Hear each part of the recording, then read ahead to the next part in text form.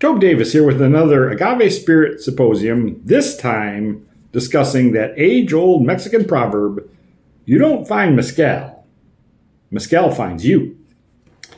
In his seminal book on the topic of agave spirits entitled Finding Mezcal, artist Ron Cooper, founder and driving force behind Del Maguey's pantheon of potent potables, discusses how he traversed the wilds of Oaxaca, Mexico years ago in search of the most authentic mezcals that were created by remote rural villages.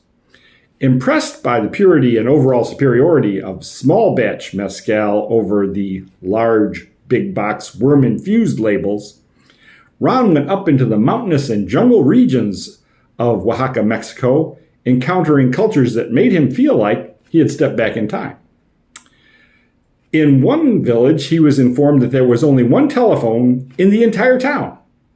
In another village, he was told that he could visit the mezcal palenque anytime except on Wednesday night, because that's when the witches flew through the canyon.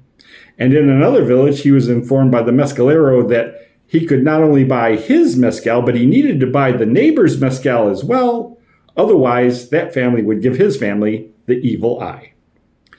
Throughout all of his travels through these small, remote Mexican villages, Ron encountered one phrase time and time again, and that was, you don't find mezcal, mezcal finds you. Now, that sounds like a lot of hooey. That sounds like just a old wives' tale that mezcaleros came up with to give their booze some street cred. I didn't believe it myself. But there is another old proverb, which we all know to be true, and that is, seeing is believing. Years ago, I was in Puerto Vallarta, Mexico, and I was in an establishment called Casa de Tequila, the House of Tequila. It was a massive cantina that had a big arched wooden door that looked like it came off an old Spanish castle. And inside, everywhere you looked, bottles of tequila. Behind the bar, hundreds of bottles of tequila. Shelves along the wall, lined with bottles of tequila. Little glass cabinets filled with specialty bottles of tequila. And in one of those little glass cabinets, I saw, for the first time, a bottle of Don Agustin tequila.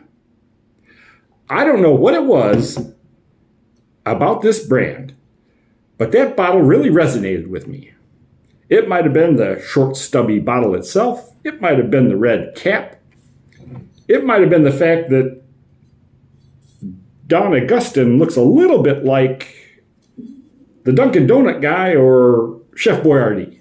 Whatever it was, that bottle really resonated with me, and I made up my mind that the minute I got back home, I was going to buy a bottle of Don Agustin tequila. When I got back home to Michigan and went to my local liquor store and asked for a bottle of Don Agustin, I was informed, "What for you asking for Donny August tequila, man?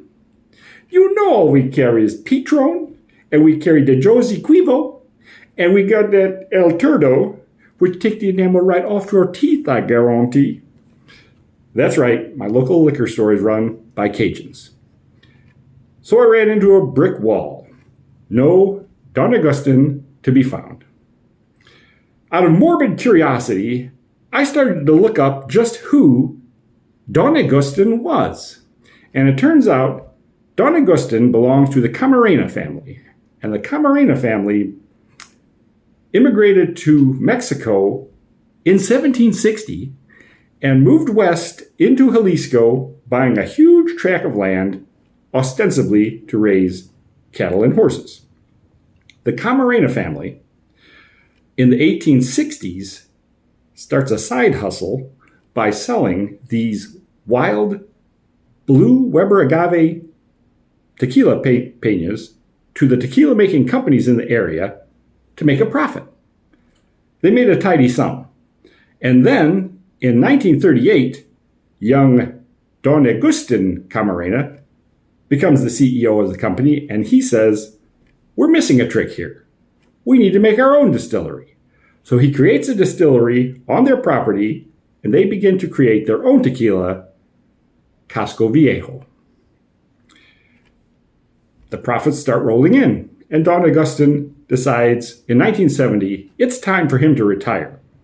So Don Augustin decides that he will turn the company over to his son, Sonny Boy Camarena.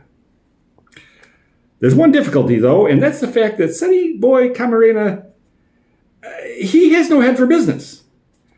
But Sonny Boy has an ace up his sleeve, and that ace is young, beautiful Don Elena Herrera Orendain, the great-great-granddaughter of Jose Cuervo.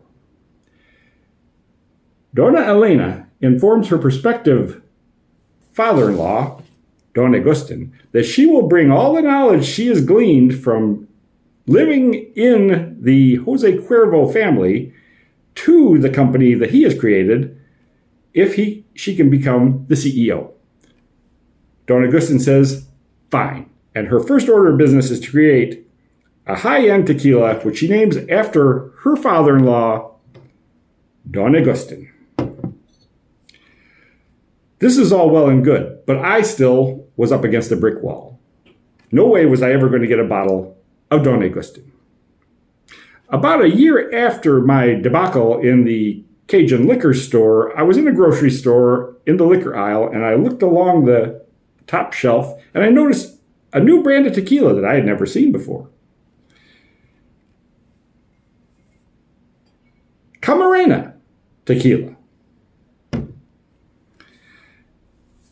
It dawned on me, where have I heard that name before? Camarena. Sounds familiar. Wait a minute. That was Don Agustin's last name. So I researched it.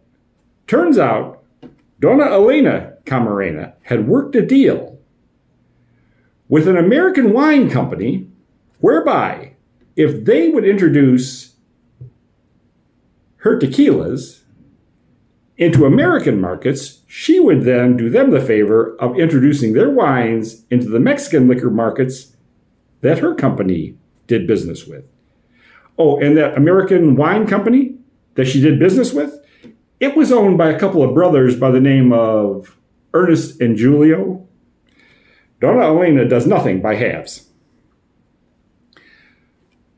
So